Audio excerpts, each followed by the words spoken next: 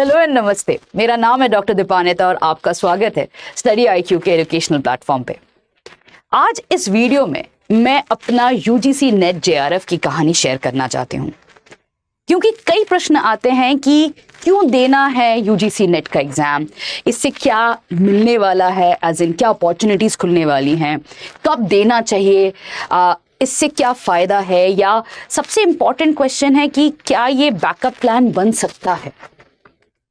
तो मेरा जो पहला इनकाउंटर होता है, सबसे when I get to know about the UGC NET exam is जब मैं अपना ग्रेजुएशन खत्म करके मैं एमए में आती हूँ। तो मेरा graduation Delhi university lady Shri Ram college से था और मैं मास्टर्स के लिए एंट्री एग्जाम दे रही थी for MA in international relations from Jawaharlal Nehru university. तो उस एग्ज़ाम के दौरान जब मैं प्रिपेयर कर रही थी कि किस तरीके से एग्ज़ाम हो सकता है, कैसे एंट्रेंस एग्ज़ाम रहेगा, और उस समय पे जेएनयू का entrance exam was one of the toughest exams for humanity streams. तो वहाँ पे तब कहा जाता था कि अगर आप यूजीसी नेट के प्रीवियस पेपर्स देखते हो तो जेएनयू का एंट्रेंस एग्ज़ाम भी आपको आसान मिलेगा। ठीक है, तो जेएनयू के पास में ही बेरसराई में गए थे और वहाँ से कई सारे यूजीसी नेट के प्रीवियस पेपर्स लेके आए थे। वहाँ से शुरू होता है मेरा यूजीसी नेट के साथ एक लव हेट रिलेशन जिसे कहते हैं। ये तो पता था कि मास्टर्स के बाद यूजीसी नेट एग्जाम देना है ताकि एक टीचिंग अपॉर्चुनिटी खुल जाए, बट मास्टर्स में किसको क्या क्लैरिटी रहता है कि क्या करना है, ये भी एग्जाम देना है, यहाँ पे भी जाना है, ये भी एक्सप्लोर करना है। सभी स्टूडेंट्स के पास ये डायलेमा रहता है, मेरे पास भी था। तो उस समय पे एक अंडरस्टैंडिंग था मेरे फ्रेंड सर्कल में कि यूजीसी नेट जो एग्जाम होगा उसको क्लियर करना है और सेकेंड ईयर मास्टर्स से आप दे सकते हो यूजीसी नेट, और उसको क्लियर करते करते ये रहेगा कि we will explore other opportunities. तो मतलब क्या कि UGC NET was a secondary और अ बैकअप प्लान। ठीक है, तो उसके लिए पढ़ना है। और यूजीसी नेट जो मैं पहली बार दे रही थी उस समय पे इट वाज रिटन। आज के दिन पे तो एमसीक्यूज है, उस समय पे रिटन था। पेपर 1 और 2 था। पेपर 1 एमसीक्यू था और पेपर 2 में आपको लिखना था, सब्जेक्ट स्पेसिफिक लिखना रहता। ठीक है, तो आप पढ़ ही रहे हो एमए में, तो लिखने में कोई प्रॉब्लम नहीं था। पेपर 1 से बहुत डर था। तो कुछ बेसिक किताब लेके दोस्तों में करते गए प्रैक्टिस जितना कर पाए। तो पहला एग्जाम था। अच्छा, पहला एग्जाम हमने दिया दिसंबर में, सेकेंड ईयर मास्टर्स के दिसंबर में। और उस समय पे क्या होता था कि साइकिल वही है जो आज आपको दिखता है, जून और दिसंबर का। तो दिसंबर से में हमने दिया एंड एज यूजुअल पहला अटेम्प्ट वाज नॉट सक्सेसफुल। और मैंने यहाँ पे एज यूजुअल इसलिए कहा क्योंकि मैक्सिमम स्टूडेंट्स का वही रहता है। तो पहला अटेम्प्ट नहीं रहा और उस बड़ा मतलब काफी झटका लगा कि यार ये नहीं हो पाया हमसे, यूजीसी नेट नहीं हो पाया। ठीक है, तो नेक्स्ट अटेम्प्ट जून में आने वाला है, तो जून के लिए प्रिपरेशन करना है। और by that time masters was also coming to end. अब क्या करना है, कई सारे एंट्रेंस एग्जाम देने लगे थे। लॉजिकल ये भी था कि एमफिल में अप्लाई करना है, उस समय पे एमफिल भी था, तो एमफिल के लिए अप्लाई करना था, जेएनयू में ही अप्लाई करना था। तो उसका फॉर्म भी भर लिए और जून का एग्जाम भी दे दिया। एंड जून के एग्जाम पे क्रैक हो, बट जेआरएफ क्रैक नहीं हुआ। तो मेरा जो पहला यूजीसी नेट क्लियर होता है वो पॉलिटिकल साइंस में होता है, बट उसमें जेआरएफ नहीं आता है। अब दो चीज हैं, ऑब्वियसली दो क्वेश्चंस हैं। एक ये है कि मैंने अभी कहा कि मेरा एमए आईआर है, तो पॉलिटिकल साइंस कैसे दे दिया। तो ऐसे कई रिलेटेड सब्जेक्ट्स हैं, जैसे कि अगर आप एमए आईआर या एमए पॉलिटिकल साइंस कर रहे हो तो आप political science, IR, human rights और डिफेंस को लेके एग्जाम दे सकते हो। तो इसको क्लस्टर सब्जेक्ट्स बोलते हैं। क्लस्टर सब्जेक्ट्स आपको ढूंढना पड़ेगा यूजीसी के वेबसाइट पे एंड सारे क्लस्टर्स पे आप अप्लाई कर सकते हो। अब पॉलिटिकल साइंस का जो यूजीसी नेट पेपर होता है उसमें कई ज़्यादा कॉम्पिटिशन होती है क्योंकि बहुत सारे स्टूडेंट्स देते हैं, तो वहाँ पे जेआरएफ क्रैक करना मुश्किल है। बट जेआरएफ तो चाहिए था क्योंकि जेआरएफ के साथ अटैच किया था स्टाइपेंड, पैसा आना था, तो जेआरएफ के लिए और मेहनत करनी थी। अब यहाँ पे दोस्तों से बात शुरू हुई कि पॉलिटिकल साइंस तो डिफिकल्ट रहेगा, आईआर में क्रैक करते हैं। ठीक है, बट जेआरएफ का मतलब क्या है? Junior research fellowship. Fellowship stipend मिलता है। एंड ऑब्वियस बात है ये स्टाइपेंड बहुत ज़रूरी है by the time you're hitting MPhil and PhD. तो इसीलिए फिर से अटेम्प्ट दिया दिसंबर वाले एग्जाम में, और उस बार थैंकफुली जेआरएफ लग गया आईआर में।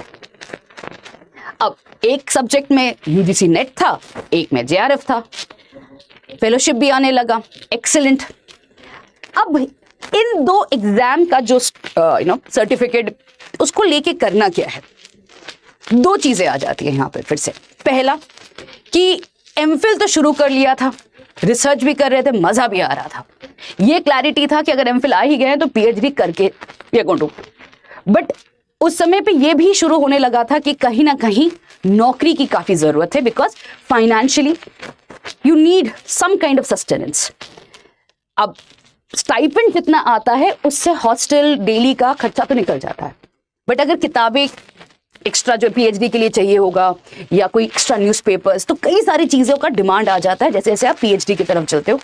तो वहाँ पे शुरू होता है कि you need a job, and वहाँ पे काम आया मेरा यूजीसी नेट का दोनों सर्टिफिकेट। क्या है कि आप जब यूजीसी नेट क्लियर हो जाते हो देन आप एलिजिबल हो जाते हो फॉर टीचिंग इन यूनिवर्सिटीज। पहले जब एडहॉक का सिस्टम था दिल्ली यूनिवर्सिटी में, उस समय पे आपका यूजीसी नेट एक एसेंशियल एलिजिबिलिटी क्राइटेरिया था फॉर एक्चुअली आपका नाम फॉर्म में आने के लिए। उसके बाद तो कैटेगरीज डिवाइड होती थी, उसके ऊपर you can go and give your interviews. But ये यूजीसी नेट, सोचिए दिल्ली यूनिवर्सिटी नहीं बट कहीं और यूनिवर्सिटी में भी पढ़ाना होता, यही यूजीसी नेट मेरे को वो एलिजिबल करता उस इंटरव्यू के लिए, जॉब के लिए नहीं था बट वो इंटरव्यू के लिए it opened up the door. तो कई सारे इंटरव्यूज दिए, फाइनली एडहॉक एक पोजीशन मिल गया और वहां पे स्टार्टेड टीचिंग। वहां से slowly things became easier financially, and ये जो एक अपॉर्चुनिटी मिला टीचिंग का और यूजीसी नेट का वैल्यू समझ में आया। क्योंकि पहले तो क्या था कि जेआरएफ का स्टाइपेंड चाहिए था, बट अभी समझ में आने लगा कि it also helps in opening teaching doors. चाहे वो बैकअप प्लान हो, चाहे वो आपका एक्चुअल प्लान हो, क्योंकि बाय द टाइम मैंने पीएचडी खत्म करना शुरू किया तो मुझे क्लैरिटी थी कि मुझे पढ़ाना ही है, एकेडमिक्स में ही जाना है, and that became my first love in that sense. तो ये नहीं था कि कहीं और मेरे को अपॉर्चुनिटीज या कोई और जॉब ढूंढना है, I was very clear I wanted to teach. And इसी वजह से यूजीसी नेट का जो सर्टिफिकेट आता है it started gaining more importance. अब दो चीज आ जाती है, आज के दिन यूजीसी नेट का वैल्यू थोड़ा चेंज हो चुका है। क्यों? सबसे पहला तो आज यूजीसी नेट के स्कोर पे आपको डायरेक्ट पीएचडी मिल जाएगा, मतलब एमफिल खत्म है और कोई एंट्रेंस एग्जाम भी नहीं देना है आपको पीएचडी के लिए। जो भी आपका यूजीसी नेट का स्कोर रहेगा उससे आपको डायरेक्ट इंटरव्यू फॉर पीएचडी मिलने वाला है। इंटरव्यू में जाके आपको बेसिकली क्या करना होता है, एक रिसर्च सिनॉप्सिस प्रेजेंट करना होता है, ठीक है। उसके अलावा by the time you are pursuing PhD या पीएचडी नहीं मिलता है, आपको एक साल ब्रेक लेना है, जो भी है, यूजीसी नेट आपको एलिजिबल बनाता है for teaching positions. This is an important backup plan. आपको नहीं पता कब ये यूजीसी नेट आपको काम आएगा।